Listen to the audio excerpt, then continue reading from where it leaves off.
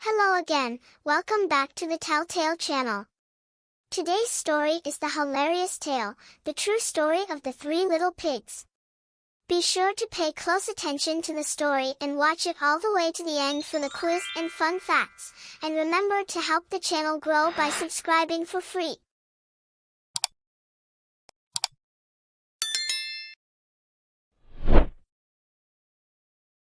Everybody knows the story of the three little pigs, or at least they think they do.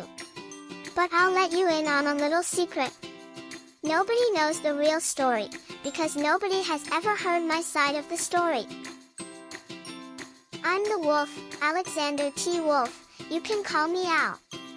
I don't know how this whole big bad wolf thing got started, but it's all wrong. Maybe it's because of our diet. Hey, it's not my fault wolves eat cute little animals like bunnies and sheep and pigs, that's just the way we are. If cheeseburgers were cute, folks would probably think you were big and bad too. But like I was saying, the whole big bad wolf thing is all wrong. The real story is about a sneeze and a cup of sugar. This is the real story. Way back in Once Upon a Time, I was making a birthday cake for my dear old granny. I had a terrible sneezing cold. I ran out of sugar. So I walked down the street to ask my neighbor for a cup of sugar. Now this neighbor was a pig, and he wasn't too bright either. He had built his whole house out of straw. Can you believe it? I mean, who in his right mind would build a house of straw? So of course, the minute I knocked on the door, it fell right in. I didn't want to just walk into someone else's house. So I called, little pig, are you in? No answer. I was just about to go home without the cup of sugar for my dear old granny's birthday cake. That's when my nose started to itch. I felt a sneeze coming on. Well, I huffed, and I snuffed, and I sneezed a great sneeze. And you know what? That whole darn straw house fell down, and right in the middle of the pile of straw was the first little pig, dead as a doornail. He had been home the whole time. It seemed like a shame to leave a perfectly good ham dinner lying there in the straw. So I ate it up. Think of it as a big cheeseburger, just lying there. I was feeling a little better, but I still didn't have my cup of sugar.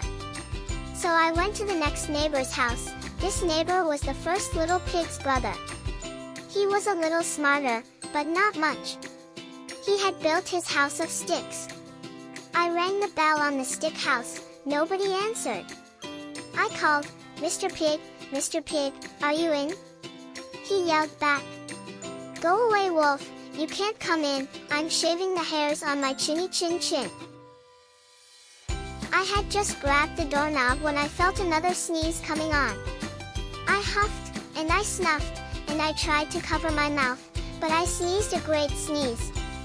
And you're not going to believe it, but this guy's house fell down, just like his brother's. When the dust cleared, there was the second little pig, dead as a doornail. Wolf's honor. Now, you know food will spoil if you just leave it out in the open, so I did the only thing there was to do, I had dinner again. Think of it as a second helping. I was getting awfully full, but my cold was feeling a little better, and I still didn't have that cup of sugar for my dear old granny's birthday cake. So I went to the next house. This guy was the first and second little pig's brother. He must have been the brains of the family, he had built his house of bricks. I knocked on the brick house, no answer. I called, Mr. Pig, are you in? And do you know what that rude little porker answered? Get out of here, wolf, don't bother me again. Talk about impolite. He probably had a whole sack full of sugar, and he wouldn't give me even one little cup for my dear sweet old granny's birthday cake. What a pig! I was just about to go home and maybe make a nice birthday card instead of a cake, when I felt my cold coming on. I huffed, and I snuffed, and I sneezed once again. Then the third little pig yelled, and your old granny can sit on a pin.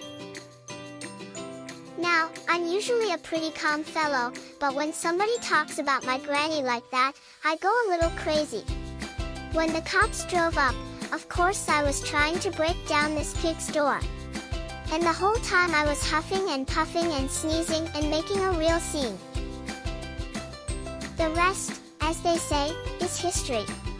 The news reporters found out about the 2 pigs I had for dinner. They figured a sick guy going to borrow a cup of sugar didn't sound very exciting. So they jazzed up the story with all of that huff and puff, and blow your house down, and they made me the big bad wolf. That's it. The real story. I was framed. But maybe you could loan me a cup of sugar. The end. Fun fact. One of the largest hamburgers on record weighed 3,591 pounds. It was made in Rutland, North Dakota in 1982 and consumed by 8,000 people. Were you paying close attention to the story? Try the fun quiz. What was the wolf's full name?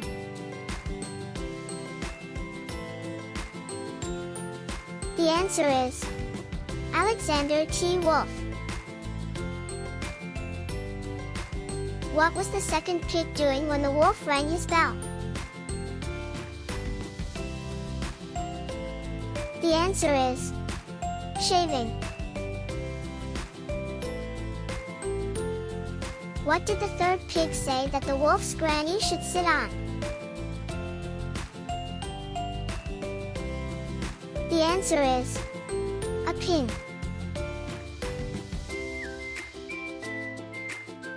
Fun fact. Sugar is found in the fibers of all plants as a byproduct of photosynthesis. However, sugar is only found in high enough concentrations to make sugar crystals from 2 plants, sugarcane and sugar beet. More than 75% of sugar comes from sugarcane. Thanks for watching. See you soon. Remember to like and subscribe for free to the Telltale channel and click the notification bell for more stories, quizzes, and fun facts. Check out the channel's playlist for more Telltale stories and fairy tales.